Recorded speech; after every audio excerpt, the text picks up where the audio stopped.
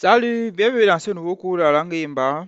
Aujourd'hui, nous allons voir quelques adjectifs qualificatifs en able dans la langue Imba. En français, on dit souvent un sac portable, un téléphone portable, une nourriture mangeable.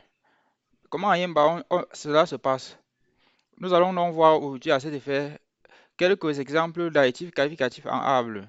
Le cours même sur les adjectifs qualificatifs en able se trouve dans la formation que je mets à votre disposition. Donc aujourd'hui, c'est que des exemples pour que vous voyez un peu comment est-ce que à quoi ça ressemble les adjectifs qualificatifs en able dans la langue Imba.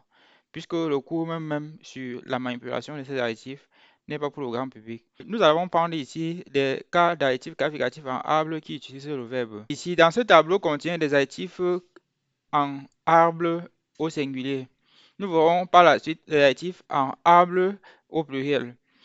Et ici, on a pas d'adjectif au singulier. Iyimuropet, qui signifie mangeable. Ou encore, on peut dire iyimuropet, mangeable. Vous voyez bien que ça ne se forme pas comme en français. Parce que ici, vous voyez ici que voici une partie du verbe le fait qui est à la fin.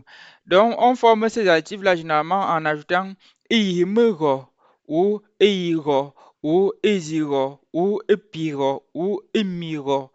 Ces adjectifs, leurs préfixes, en français, ils sont vus comme des suffixes.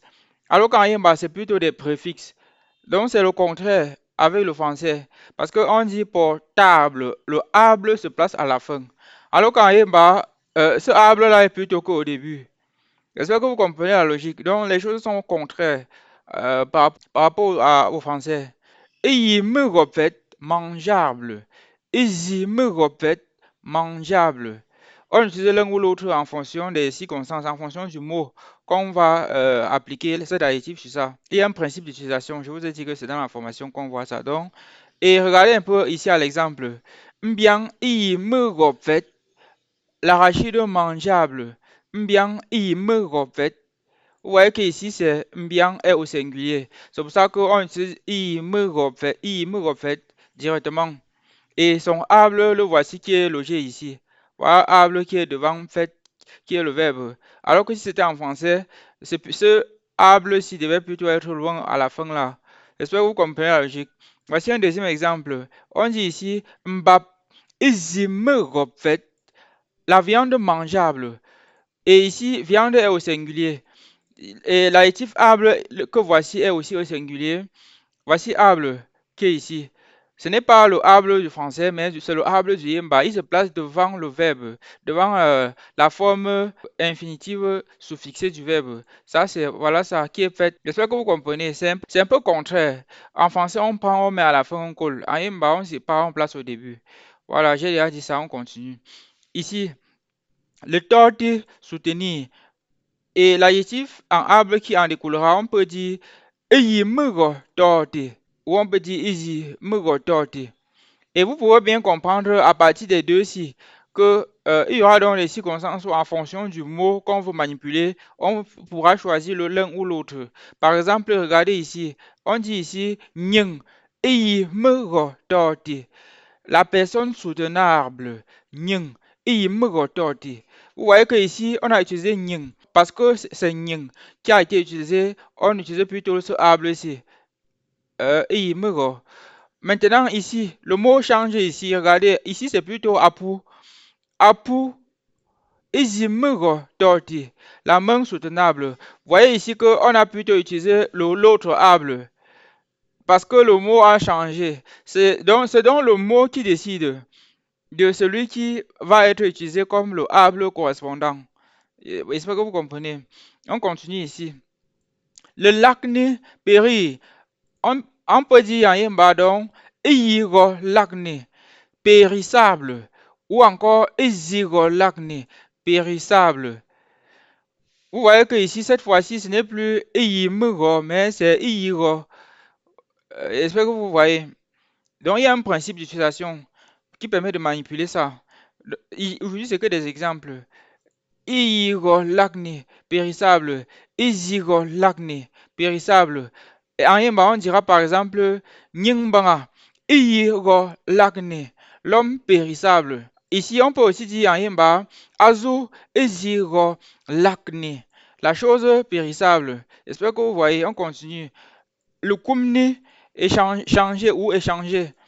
En yimba, on peut dire eyi mero kumni, changeable ou échangeable. Ou encore, on peut dire izi mero kumni, qui signifie changeable ou échangeable. Que ce soit le premier ou le deuxième, ça peut signifier n'importe quel dans la parenthèse.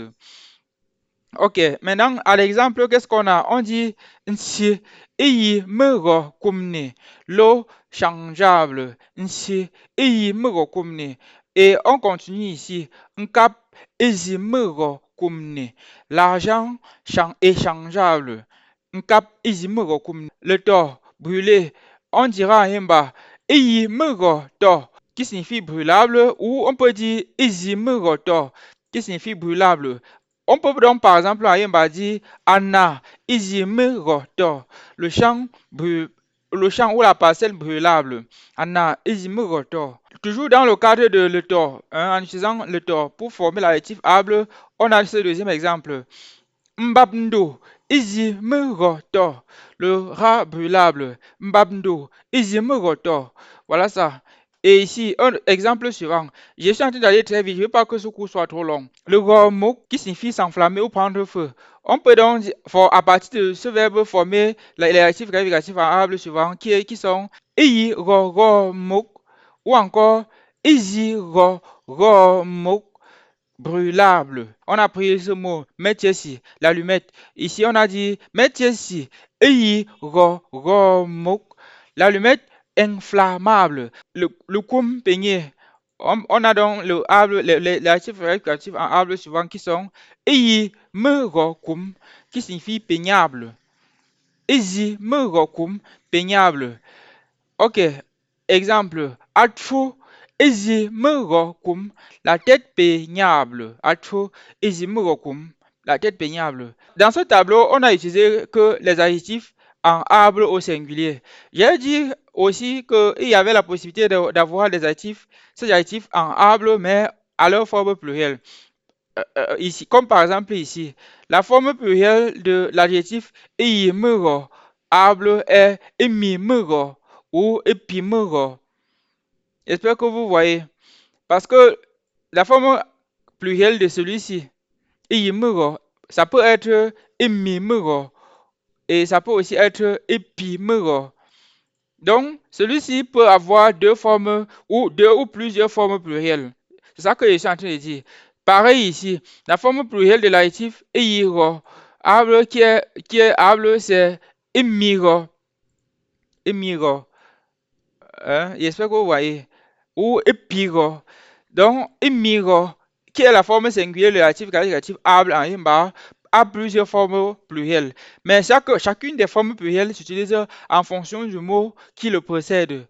Comme par exemple ici, on a parlé ici que métier si. Métier si est donc le mot qui précède l'adjectif qualificatif arbre formé à partir du verbe qu'on a au départ. Ici, toujours dans le cadre du pluriel, l'adjectif qualificatif isimuro, arbre. Celui-ci a plusieurs formes plurielles. L'une de ces formes plurielles, c'est emimuro ou épimuro. Quand on parle ici de forme plurielle, lorsque le mot qu'on veut placer, lorsque le mot qu'on veut manipuler est au pluriel. Et j'espère que vous comprenez.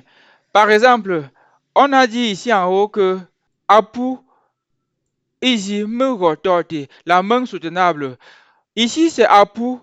On a dit ici c'est comme ici c'est apu, on a utilisé l'adjectif sous sa forme singulière. Mais maintenant, la forme plurielle de apu dans la langue yemba c'est mbu ou mpu, mbu. Et si j'utilise mbu comme vous voyez là, je ne vais plus dire isi torti, je vais plutôt cette fois-ci dire mbu emmi torti. J'espère que vous voyez. C'est pour ça que j'ai dit ici en bas que izimuro a pour forme plurielle emimuro ou epimuro. Parce que si je change en haut là, j'enlève le mot mbusi. Si j'enlève ça, tout à l'heure c'était apu et c'était izimuro torti. Je peux changer ce mot-ci. On peut dire ici, par exemple, to, et on peut enlever et ça soit i mugototi. To i mugototi, qui signifie la pierre soutenable ou le caillou soutenable. La pierre soutenable. To i mugototi. Ici, c'est to. Comme to, c'est un seul, c'est au singulier, on a utilisé i mugo, tout simplement. Maintenant, si la forme plurielle de to, c'est meto, voilà ça. Meto. Mettons aussi, on va simplement modifier ici. On va donc dire mettons et puis me torti.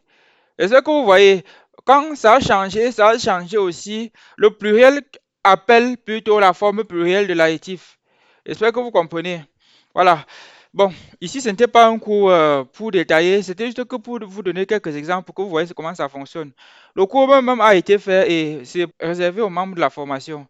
Donc, si vous êtes membre de la formation, forcément, vous avez le cours détaillé. Et ce cours détaillé vous permet de savoir à quel moment choisir tel adjectif, à quel moment choisir tel autre adjectif. Donc, ce qui est gratuit à la limite. Le cours est fait et est réservé aux membres de la formation.